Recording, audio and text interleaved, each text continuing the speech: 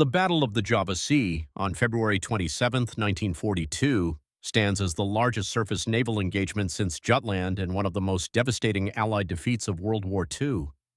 A hastily assembled multinational fleet under Dutch Rear Admiral Karel Doorman, ships that had never sailed together speaking different languages with no common signals, charged into a superior Japanese force protecting an invasion convoy bound for Java.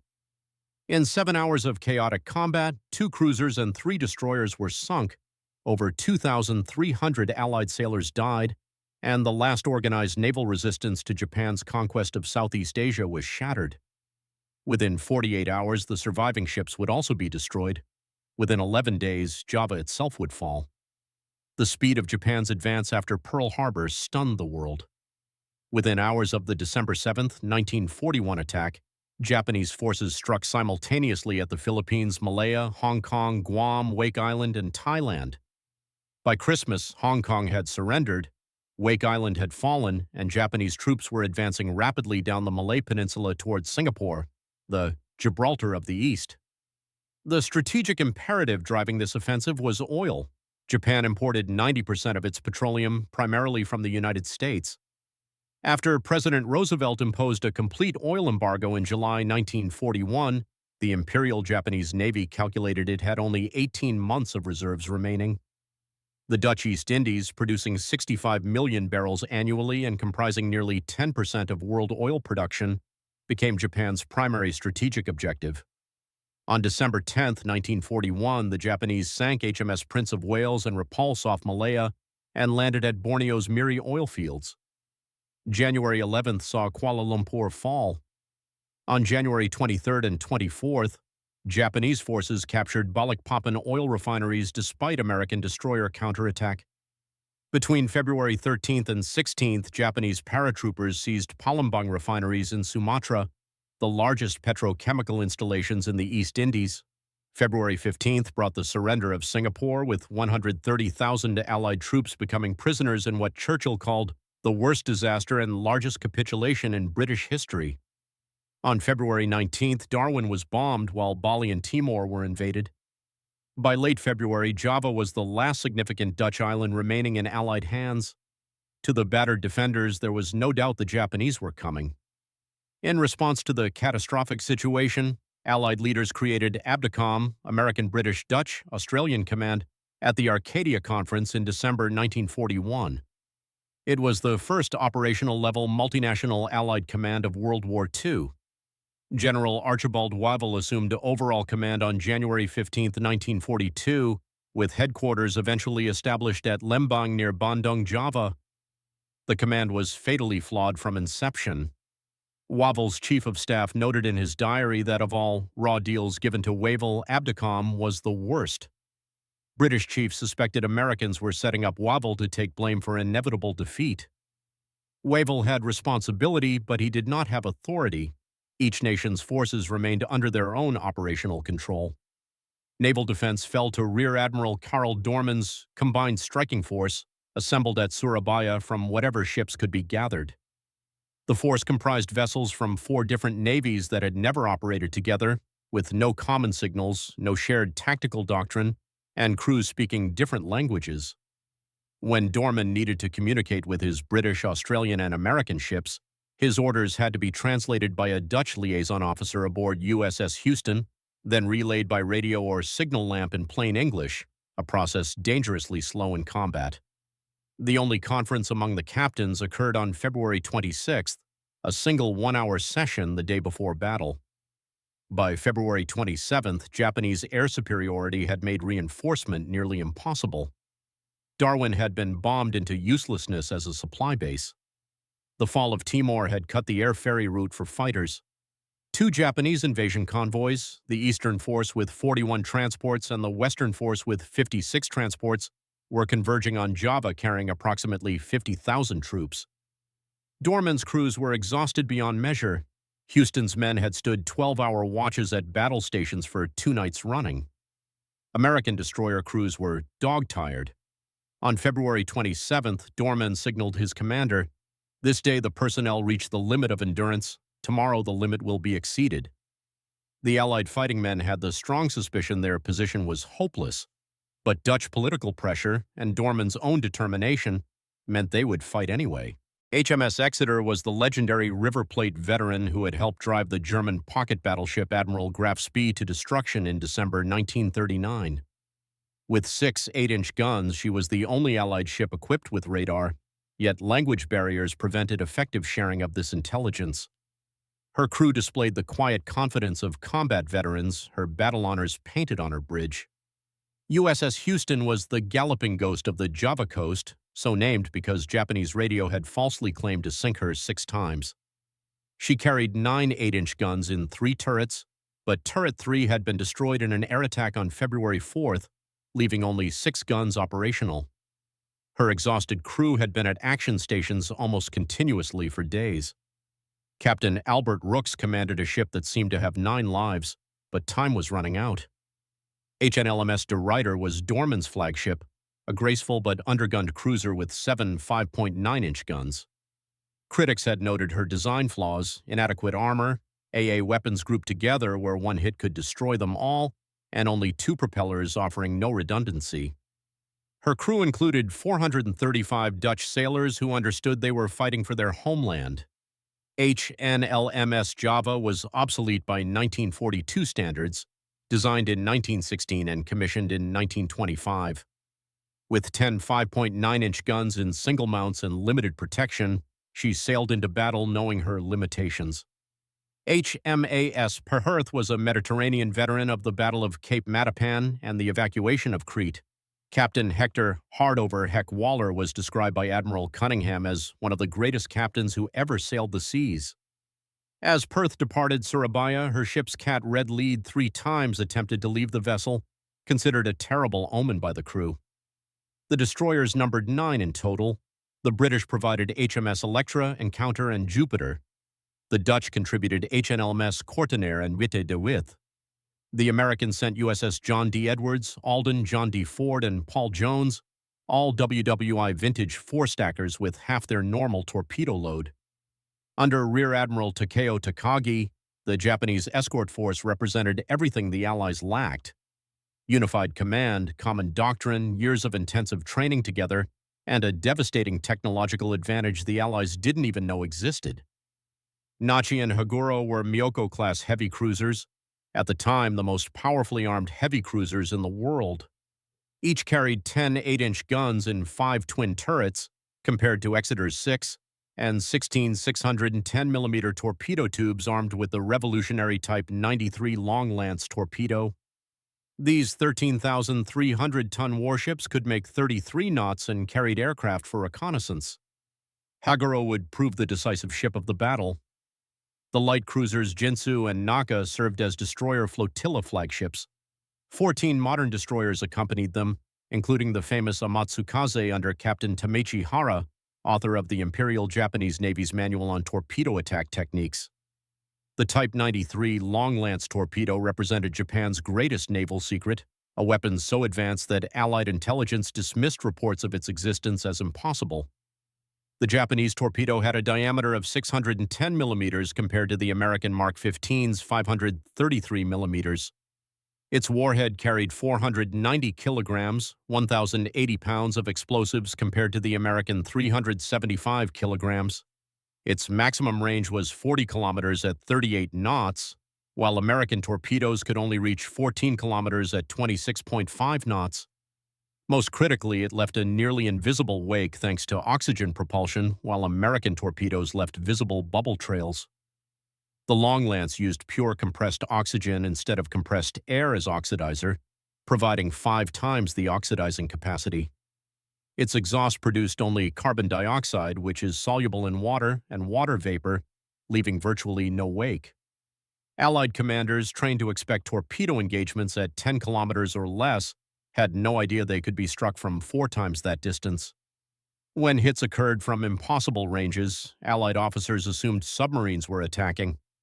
The U.S. Navy didn't accurately understand the Long Lance until 1943, when one beached on Guadalcanal. An accurate intelligence bulletin wasn't issued until March 1944, over 2 years after Java Sea. Japanese night fighting doctrine was born from the Washington Naval Treaty's restrictions. Acknowledging permanent numerical inferiority under the 5 to 5 to 3 ratio, Japan developed night tactics to negate American advantages. Their famous Navy slogan, Getsu, Getsu, Ka, Sui, Moku, Kin, Kin, meaning Monday, Monday, Tuesday, Wednesday, Thursday, Friday, Friday, represented a 7-day work week of intensive training. Japanese lookouts underwent rigorous selection for exceptional night vision. Captain Hara famously detected a submarine at night when he spotted a sailor lighting a cigarette at 4,000 meters. The Japanese developed the world's finest optical equipment, brighter star shells, and flashless gunpowder, all specifically for night combat. The Allied multinational force, by contrast, had never conducted a single joint exercise. On February 27, 1942, at 14:27 hours, Doorman had just cleared the swept channel through the minefields outside Surabaya when he received orders from Admiral Helfrich to engage. A Dutch Catalina had spotted the Japanese convoy only 50 miles north. Despite his exhausted crews, Doorman immediately reversed course, signaling, "Am proceeding to intercept enemy. Follow me." The departure from Surabaya the previous evening had been memorable. Dutch women, children, and elderly lined the docks, waving goodbye to husbands, fathers, and sons. HMS Exeter's loudspeakers blared, "A hunting we will go." American sailors cheered, Dutch sailors played bugles. British and Australian warships hoisted immense battle-white ensigns fore and aft. In the chaos, De Ruyter collided with a tug and water barge in the harbor, sinking both, an ill omen. At 15:12, a Japanese float plane from Nachi spotted the Allied force. On destroyer Amatsukaze, Warrant Officer Shigeru Iwata screamed, "Enemy ship!" and identified De Ruyter at 31,600 yards, nearly 18 miles distant. At 16:16, battle commenced. Nachi and Haguro opened fire with their combined 28-inch guns at 28,000 yards. The first salvos fell 2,000 yards short, Japanese gunners overexcited in their first major surface action. Allied ships returned fire within minutes. Houston's shells had crimson dye markers for spotting. The blood-red water geysers frightened some officers on Nachi's bridge. The concussion of Houston's salvos knocked American sailors against bulkheads. Perth's Captain Waller later said waiting to open fire was more terrifying than enduring the Luftwaffe's bombing in the Mediterranean. At 16:31, an 8-inch shell struck De Ruyter, but failed to explode. A second dud struck her at 16:53. Doorman's flagship received incredible luck that wouldn't last. Between 1633 and 1652, Japanese forces began launching torpedoes at what Allied commanders considered impossible ranges, 15,000 to 22,000 yards. Haguro launched 8 long lances at 22,000 yards. In this first wave, 39 torpedoes streaked toward the Allied column. All missed, but they had been fired at distances the Allies thought safe.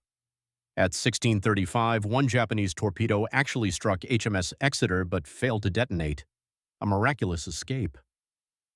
At 17:07 came the battle's decisive moment. An 8-inch shell from Haguro, one of very few that would hit during hours of gunnery, penetrated Exeter's starboard side, passed through a 4-inch gun shield, killing 4 crewmen, entered the number. 1 boiler room ventilator and exploded in B boiler room, killing all 10 men inside. 6 of Exeter's 8 boilers went offline instantly. Steam vented through the waste pipe in a great white column visible across the fleet. Speed fell from battle speed to just 5 knots. Electrical power failed. One survivor described it as a mighty can opener being driven into the ship. The formation collapsed. Captain Gordon turned Exeter sharply to port to avoid collision and get out of line. But Houston's communications had been damaged. Signal lights broken, flags obscured by smoke. Captain Rooks, not knowing what was happening and thinking he'd missed an order from Doorman, followed Exeter in the turn. Perth saw the 2 cruisers maneuver, observed Exeter venting steam, and began laying smoke cover. Java followed Houston. De Ruyter sailed on alone for several minutes before Doorman realized his entire column had peeled away behind him. The sea seemed alive with torpedoes running from all quarters. The Allies didn't understand they were being fired from miles away and believed submarines were attacking. At 17:13, one of Haguro's torpedoes, fired at extreme range minutes earlier, found a target. HNLMS Kortener was struck amidships by approximately half a ton of explosives. The Dutch destroyer jackknifed in two and sank almost immediately, her bow and stern section sliding into the water like the twin towers of a cathedral. 66 men died. Commander Croez survived, later describing survivors covered in heavy black fuel oil. This may have been the longest-range torpedo hit in naval history up to that time. With Exeter crippled and the formation in chaos, Doorman ordered his 3 British destroyers to counterattack.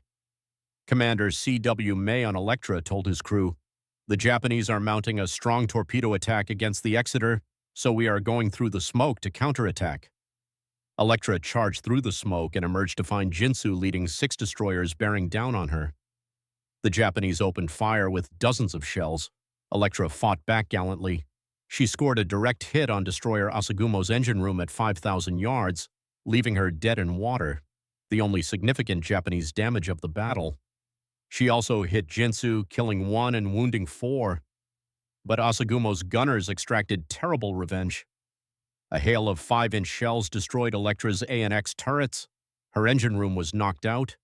Communications severed. Ship set on fire. Dead in the water with half her guns functional, Electra desperately fired 8 torpedoes, all missed. Commander May ordered abandon ship as shells kept slamming home. HMS Electra sank at approximately 18:16, bow first, with the white ensign still flying. Most of her crew perished. 54 survivors were rescued the next morning by submarine USS 38.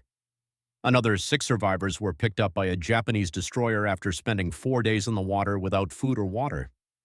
At 18:08, Doorman signaled the American destroyers, counterattack, then moments later, cancel counterattack, then make smoke, then cover my retirement.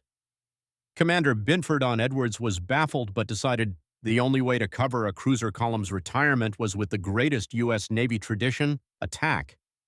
A sailor on Alden's Bridge said, "I always knew these old four-pipers would have to go in and save the day." The 4 ancient American destroyers charged almost due north toward the Japanese heavy cruisers, racing through smoke, nearly colliding. They closed to within 10,000 yards of Nachi and Haguro, and at 18:22 launched 24 torpedoes. Every single American torpedo missed. The defective Mark 15 torpedoes of 1942 were a criminal failure. Many didn't even detonate when they should have struck. However, the audacious attack put fear into Admiral Takagi. At 18:30, he broke off action and turned north to guard his transports. At 21:25, disaster struck when a gigantic explosion tore into HMS Jupiter at the tail of Doorman's column. Her captain signaled, "I am torpedoed." But Jupiter wasn't torpedoed. She had struck a Dutch mine, part of a field laid by mine layer HNLMS Goudenleo that very day. The tragic irony, killed by a friendly mine, added to the catalog of coordination failures that plagued the Allied force. 84 men died. By 2200 hours, Doorman had sent Exeter limping back to Surabaya under escort. The American destroyers, out of torpedoes and dangerously low on fuel, had departed. Encounter had been detached to rescue Kortener survivors. Doorman now had no destroyers at all. Only 4 cruisers remained, De Ruyter, Houston, Perth, and Java. Yet he pressed on, still hunting for the convoy. At 23:02 came final contact. A lookout on Nachi sighted the Allied force at 16,000 yards. Commander Ishikawa screamed, "Damn, those are enemy ships, and 4 of them are heading toward us!" Bugles and loudspeakers roused exhausted crews back to battle stations. Between 23:22 and 23:23 came the fatal torpedo launch. Nachi launched 8 torpedoes, Haguro launched 4. After firing 152 torpedoes throughout the battle with only 2 hits, the Japanese long lances finally found their marks. At approximately 23:32, a torpedo from Nachi struck HNLMS Java near her stern, igniting her magazine. The explosion was catastrophic. 100 feet of her stern was blown off. The heat was felt aboard other ships in formation. Captain Van Stralen ordered abandon ship. Java sank in approximately 15 minutes. Only 19 crew members survived from a complement of 525 sailors. 512 men died. At approximately 23:36, 4 minutes later, one of Haguro's torpedoes slammed into Admiral Doorman's flagship. De Ruyter was hit aft. The explosion set off her ammunition, enveloped the stern in a sea of flame, hit the pyrotechnics locker, sending flares and rockets flying into the night in a garish fireworks display, and destroyed all power. Captain Waller on Perth observed, "It happened with the suddenness and completeness that one sees in the functioning of a good cigarette lighter, a snap and a burst of flame." A Perth sailor said, "I thought it would fry us. It was so close you could smell burning paint and a horrible stink like burning bodies." As De Ruyter flooded and burned, Admiral Doorman sent his final signal to Houston and Perth: "All ships proceed to Batavia. Do not stand by for survivors." Over 3 hours, fires and flooding overwhelmed De Ruyter as she listed, capsized, and sank. Rear Admiral Karel Doorman chose to go down with his ship, following naval tradition. Captain Eugène Lecomble joined him. 367 officers and men of the Royal Netherlands Navy died with the flagship. On Perth, Captain Waller realized he was now senior officer afloat and ordered Perth and Houston to break off. Lieutenant Winslow on Houston later wrote, "The Houston and Perth raced on into the night. Behind us blazed the funeral pyres of our comrades in arms, whom we deeply mourned." Houston and Perth retreated to Tanjung Priok, Batavia's port. In a final insult, Dutch Admiral Helfrich ordered dock workers to only fuel Dutch vessels. Perth took on only half her normal fuel capacity. Neither ship could replenish ammunition. At 1900 on February 28th, the two cruisers departed, believing Sunda Strait was clear of enemy ships. Reports of Japanese vessels never reached them. They sailed directly into the main Japanese Western invasion force, 56 transports with 35,000 troops escorted by 4 heavy cruisers, 2 light cruisers, and 11 destroyers.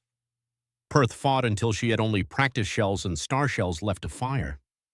Hit by 4 torpedoes, she sank at 0025.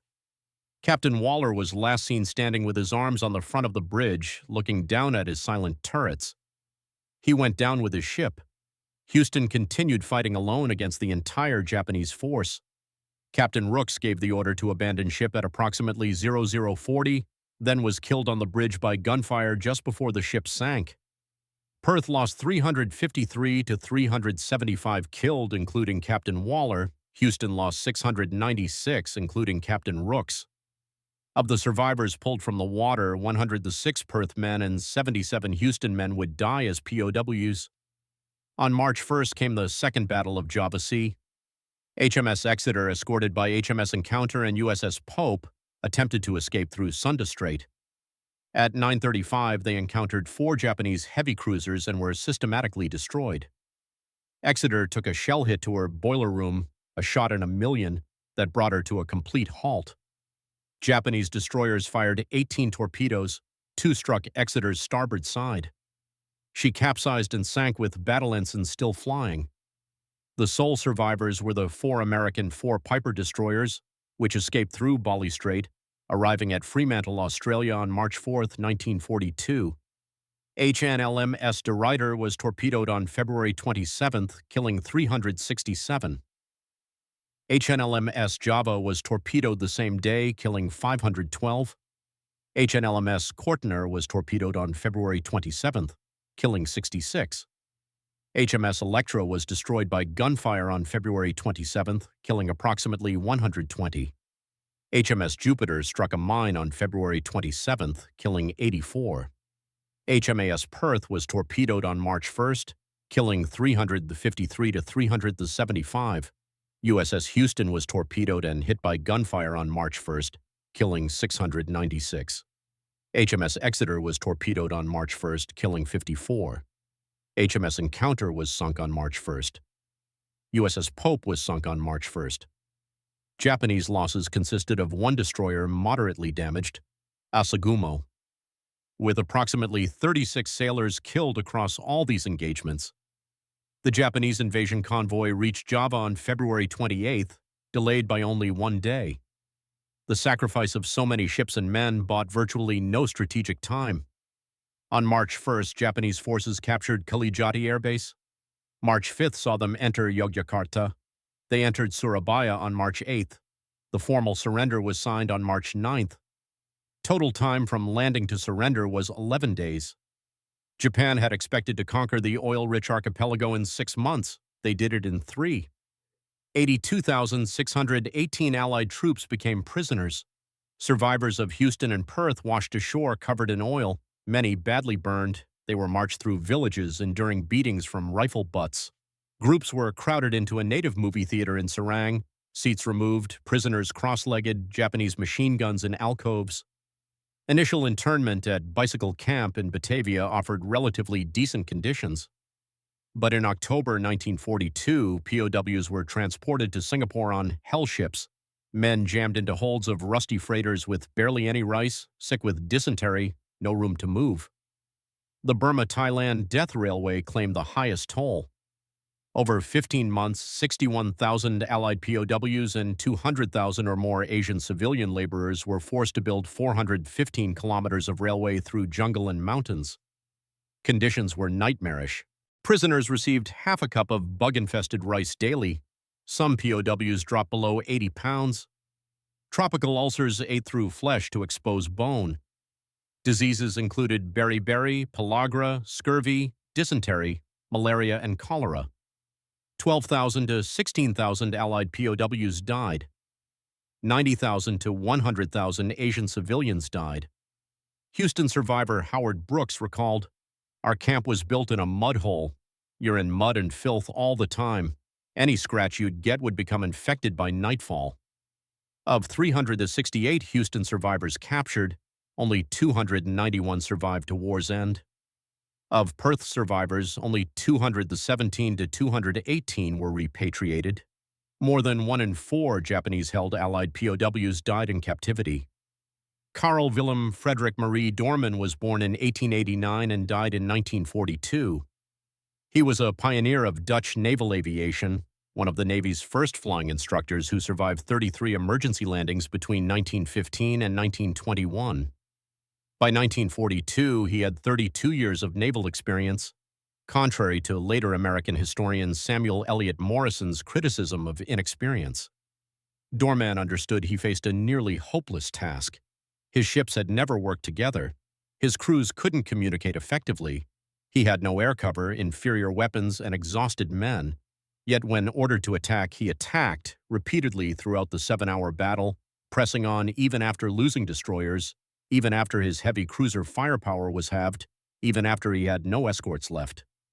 His final signal, "All ships proceed, do not stand by for survivors," ensured Houston and Perth would live to fight another day, even if only for one more night. Following naval tradition, Doorman chose to go down with his ship. His body was never recovered. He was posthumously made Knight Third Class in the Military William Order, the Netherlands' highest military decoration. The Royal Netherlands Navy has named 4 ships after him. A memorial in Amsterdam reads, "He was against the battle but went into the fight anyway." His words, "All ships follow me," became legendary. The oldest man aboard Houston at nearly 60, Chaplain George S. Rents, was less than a year from retirement. During earlier air attacks, he refused to seek cover, circulating among anti-aircraft crews to keep up their spirits. One officer noted, "When the sailors saw this man of God walking fearlessly among them, they no longer felt alone." After Houston sank, Rents clung to an overcrowded pontoon taking on water. He repeatedly tried to give his life jacket to wounded young sailors, saying, "You men are young with your lives ahead of you. I am old and have had my fun." Every time he tried to push away from the raft, other sailors dragged him back. Finally, he gave his jacket to badly burned Seaman First Class Walter L. Beeson, saying his heart was failing. After a brief prayer, Rents pushed himself away and disappeared into the darkness.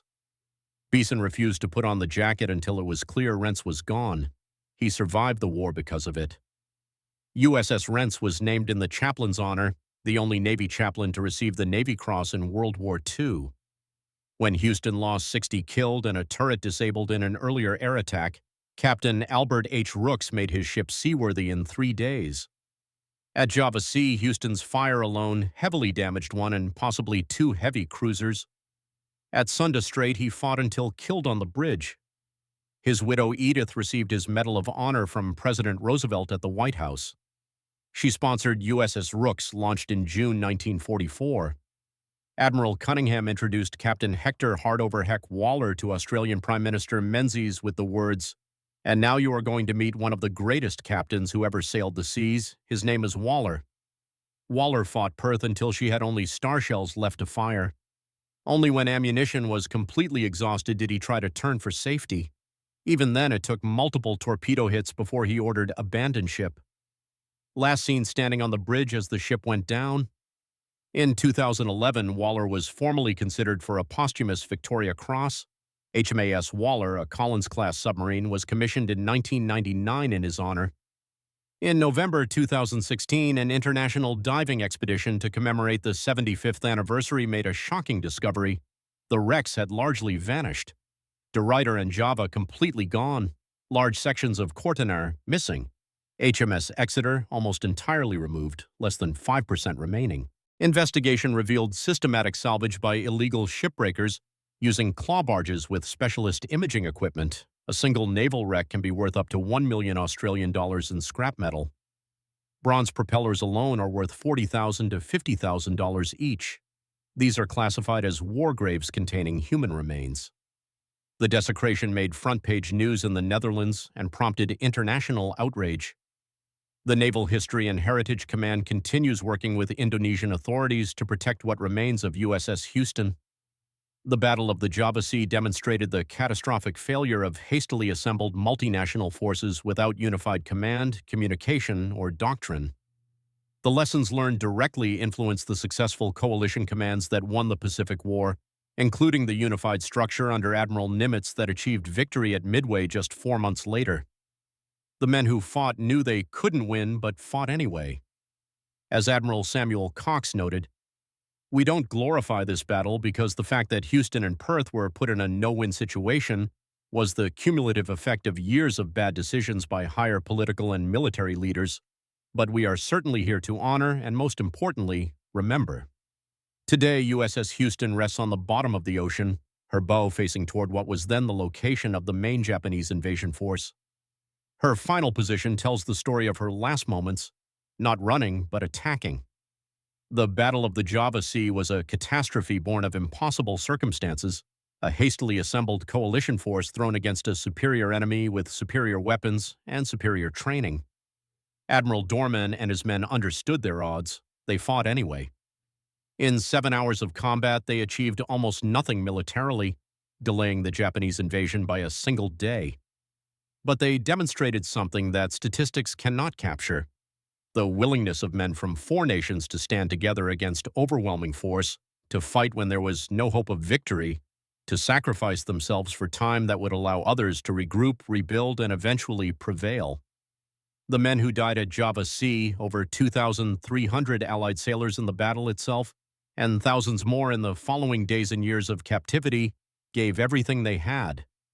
Their story deserves to be told. As Doorman signaled in his final moments, "All ships, follow me." They did. They still do, in memory.